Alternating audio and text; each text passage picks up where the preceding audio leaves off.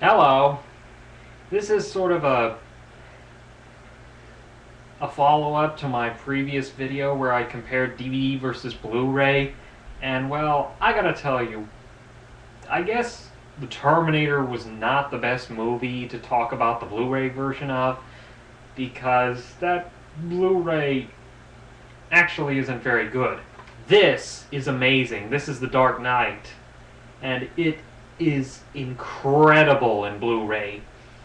And in fact, one of the weird kinks of the Blu-ray version of this movie is that it constantly switches aspect ratios.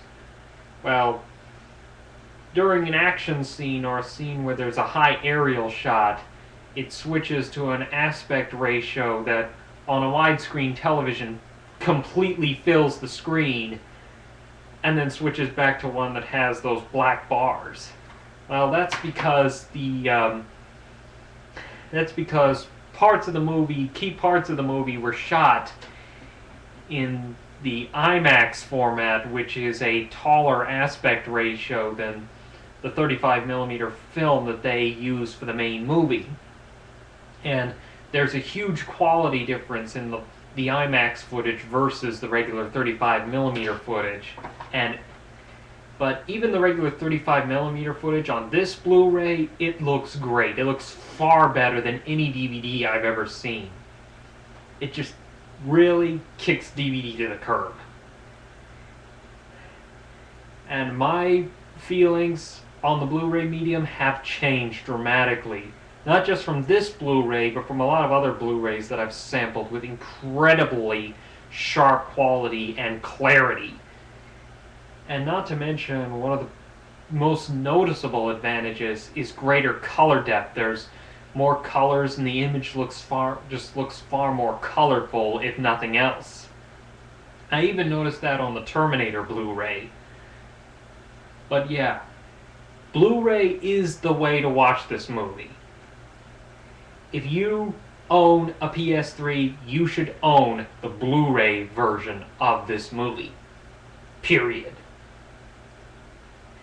In fact, it really seems that this was meant to be the way to watch this movie.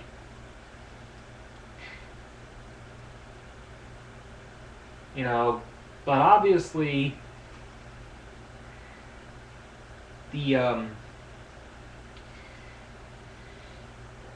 even the resolution of Blu-ray cannot compete with the resolution of IMAX film, because IMAX film is very large 70-meter film frames, and it's very, very fine grain. The resolution of film is determined by the size and the number of grains. So it's very small grains, very high number of grains, and when you compare it against the regular 35mm footage in the movie, it is a big difference, and you can see it very visibly on the Blu-ray version.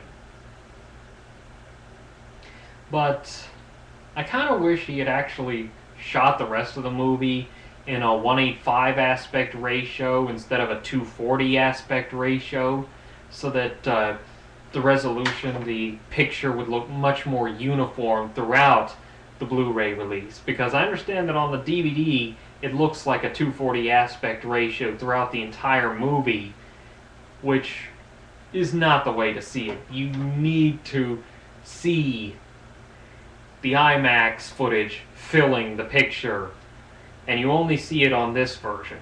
Now, they could have easily done that on the DVD version,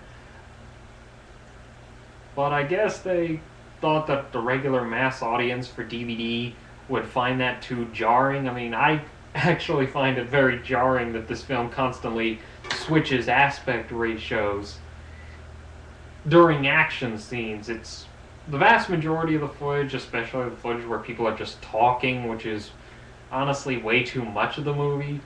There really are just they just shoot in the regular 35mm, because those IMAX